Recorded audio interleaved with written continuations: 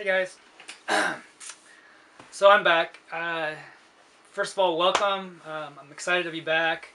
Uh, I was gone for 10 days, actually 11 days. So I signed up for this 10-day meditation. It's called a Vipassana. And, uh, I was trying to manifest it, and it was funny how it came. Someone canceled last minute, and they called me up, and you know, so I just took off, kind of jumped out on a limb, took a leap of faith, and uh, I just said, I'm pushing my chips all in, uh, you know. So anyway, I just want to share a little bit about my experience that I had, but not too much because, you know, a lot of times when people research meditations or vipassanas, um, when I do the research and they get other people's experiences, then they have this level of expectation, and what happens is they kind of look for this sensation.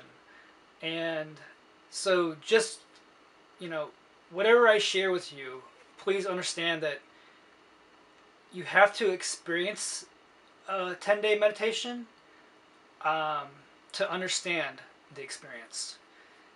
There's no book, there's no amount of shared wisdom that someone can give you, uh, to make you experience this type of meditation. So, anyway, so I did a 10-day meditation, and what that is there's these centers throughout the United States and all over the world, and it's taught by this guy named Gonka.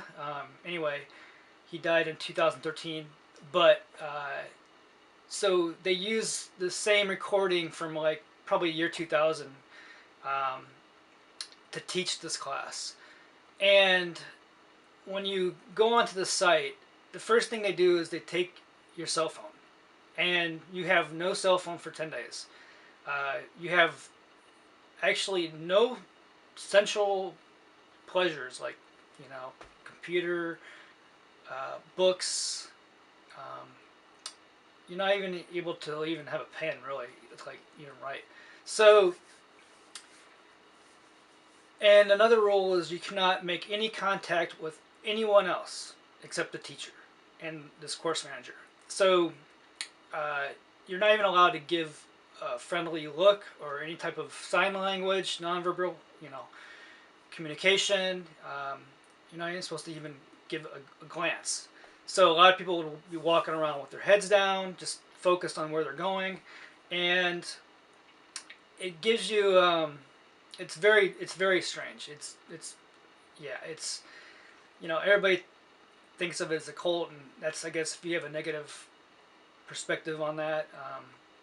If that's what it's going to be. If you think cults in a positive way, then that's what it's going to be. So, um, anyway, so I got to my room. They had really nice rooms, and you got your own shower. Well, at least mine did.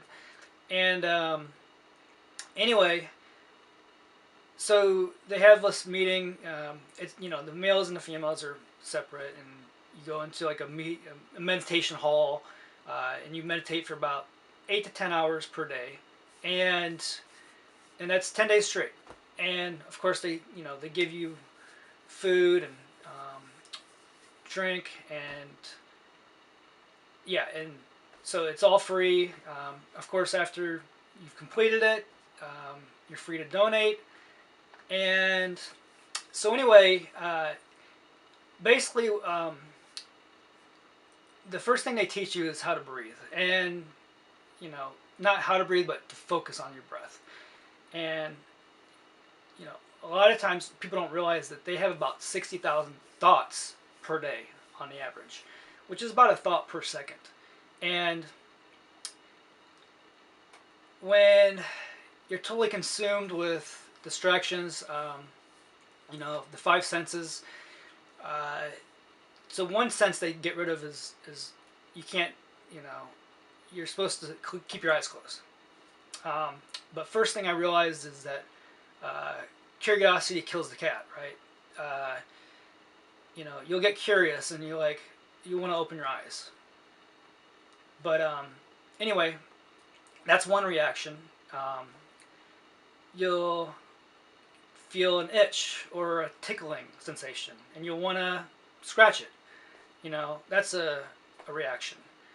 You'll be in a sitting position for a long time, and your knees will start to hurt, and you'll want to reposition yourself, which is a reaction. Anyway, the point is, like, you know, smelling, hearing, they're all there's all reactions to every one of them. And what people don't realize is that they get into these habit patterns of reacting to any one of these five senses. And what happens is it creates a pattern of aversion and craving and ignorance. So, um, you know, a lot of times I had a real hard time focusing on my breath for over a minute. Um, you know, you'll start going down these roads of your past life, you know, your childhood memories. You'll go, you'll start to go into, you know, thoughts of the future, um, and it creates a lot of fear and regret. But anyway, right away I realized that, wow, I cannot believe how weak my mind is. I mean, I was literally, you know, I was very emotional, because I would have past regrets. I would have really anxiety over the fear that I was creating. You know, having two boys, a family, uh, you know, I kept imagining, you know, doomsday scenarios, and I was, you know, bawling my eyes out, and I'm like, you know, why is this so hard? And I just realized how weak our minds are. You know, we spend so much time, you know, getting our bodies so fit, and you know, you see all these images on Facebook and Instagram of people showing off how fit they are, but they don't understand that there's three levels, you know, to there's three planes of existence. Or so you have your body, you have your mind, and you have your soul. Or you have earth, heaven, and the Holy Spirit. Or the physical, the mental, and the spiritual. So there's three levels to this. And I realized at that moment that I can't align with my sole purpose if I don't have all three of these levels, uh, you know, balanced. And, you know, I wasn't worried about the body part because, you know, having a background in self-defense, you know, nothing scares me when it comes to that. Um, when it comes to the spiritual, I'm laser focused on my goal and my dream, on what I want. And but then I realized, like, my mind is so weak. I mean, how am I supposed to start a business when, if I get some entitled person who, you know, feels like they're not getting the value, um, and they're disgruntled, or they start hating me or giving me bad reviews, or whatever, you know, am I going to react to this? Even if I just won the lottery, um, if I didn't have a strong mind, I would lose everything, because I would fall into the three traps of aversion, cravings, and ignorance. Um, you know, complacency kills. And when you get comfortable in life, and you stop searching, um, you're going to stay comfortable, and you're not going to realize that, you know, mind and matter are constantly changing. Uh, you know, then if you're going to crave something, you're going to lose all your money to your cravings. Uh, and if you're ignorant on truths and wisdom, um, if you're not educating yourself constantly, because mind and matter are constantly changing. It reminds me of this book called Who Moved My Cheese. Um, this is a story about two mice and two humans going through a maze, and how the cheese, or mind and matter, is constantly changing. Um, and the mice are constantly searching for the change, and the humans are saying, well, we found, we got our lottery, we got everything we need, um, so we're good, we're comfortable, we're happy with our pleasures, and we're not going to learn anything new. So anyway, so back to the meditation. It was a wonderful experience. I highly recommend anyone who's never done one. Uh, you can sign up. There usually is a wait list. I was on a long late wait list, so I wasn't expecting to do it. But they called me up last minute, and I got my car right away and took off. Drove like 5 hours all night just to get there for the early morning meditation. Um, but yeah, it was like, it made me realize that almost all the work I've done in my past was nothing could even compare to the work that I put in, and the results that I got. It literally will change. If two planes take off, and you change the trajectory of the plane 1 degree, you're going to end up at a totally different destination. And that's basically what is going to happen to me, because you know one thing I experienced. Now again, don't search for, if you do a meditation, you know don't look for the same type of experience that I had. But you know I was understanding why my grandpa committed suicide. I was understanding why my dad didn't have this connection with me. I was understanding why I kind of separated from my mom a little bit when I grew up. I didn't have a real strong connection with my mom either. I mean, it was a different connection, not the same as my dad. But and so anyway, there's a lot of attachment to things too. If you're attached to something, uh, the meditation helps you understand how to break this attachment. Um, but anyway, that was one part of it, and then what they called it subconscious detox, which it was more of like a fast. They teach you on how to kind of do this fasting of the subconscious, and what happens is all of your past traumas, your anger, your hate, um, any negative emotional feelings um, will get released. And the reason why they get trapped is because our human bodies are made of the four key elements.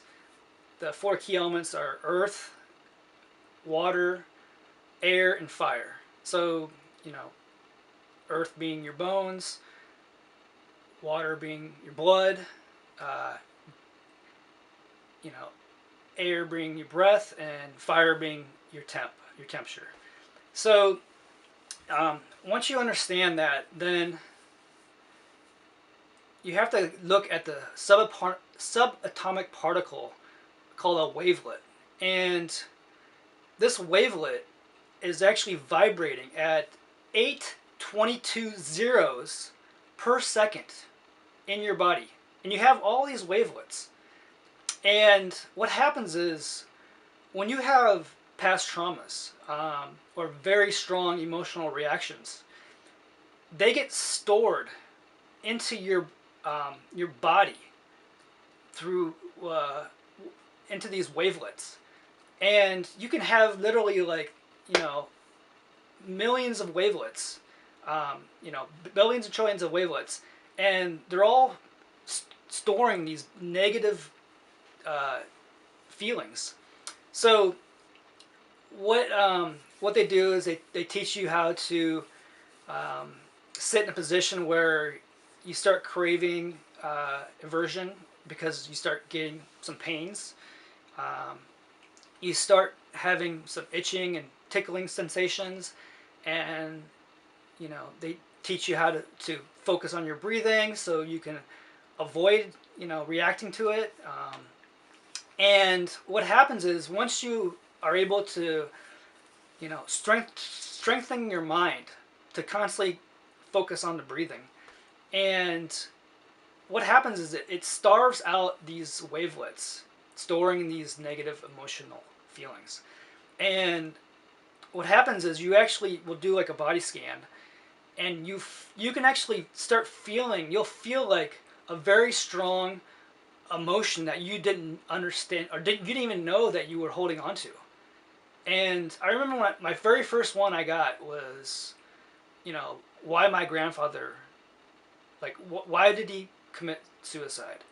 And I remember going up to the teacher and I was like, are we here to break generational curses?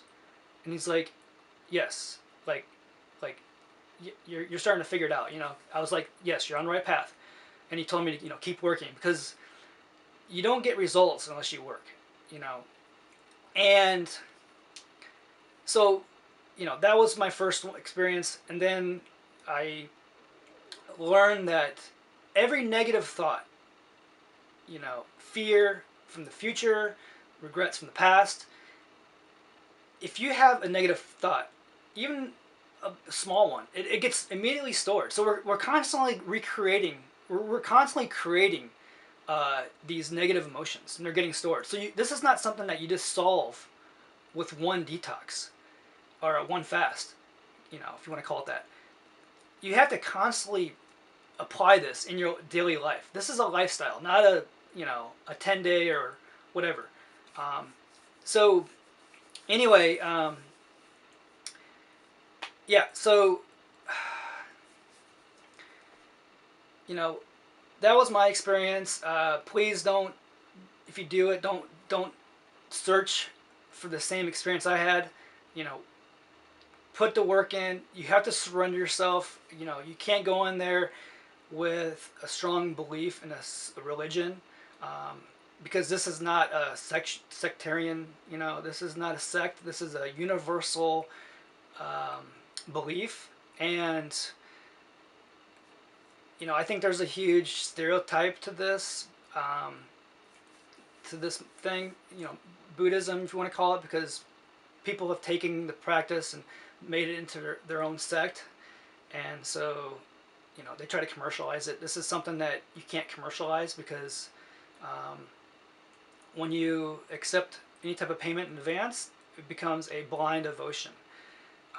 So then you are expecting something in return. You got to go in there. You have to surrender yourself.